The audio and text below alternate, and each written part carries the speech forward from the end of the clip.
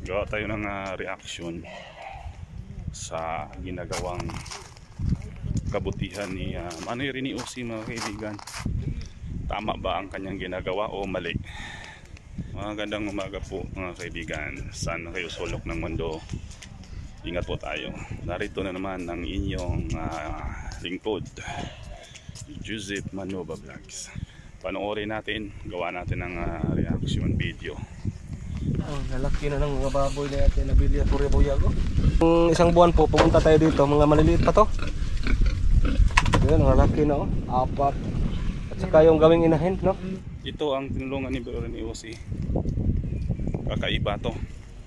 Kasi binigyan siya ng tulong. Yung tulong ay binibigay sa kanya ay pinalago niya. Napakaganda. Kaya siyempre mayroong nagbibigay sa iyo, siyempre natutuwa kasi pinapahalagahan mo yung binigay sa kapwa. Ngayon lagi siyang binabalik-balikan ni Bro Rene Uci.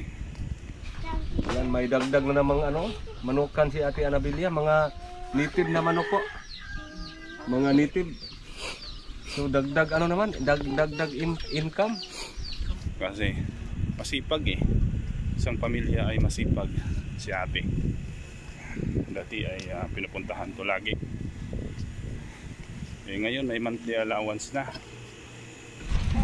Ito po another 5,000 pesos. 5,000 pieces po monthly allowance po ni Ate Anabilia para mayroon po siyang ibili ng pagkain ng baboy po. So lalaki ng baboy niya. Mayo pa daw, mayo po ito mabinta. Tsaka yung inahin niya, buntis na. So ito ate, 1, 2, 3, 4, 5,000. Masipag si ate. Saka yung mga alagang hayop niya ay malalaki ng mga kaibigan. Mayroong kasabihan mga kaibigan, kung masipag ka, hindi ka iwanan ng iyong pag-asa. Basta, kapit lang, darating din ang para sa iyo. God bless you mga kaibigan.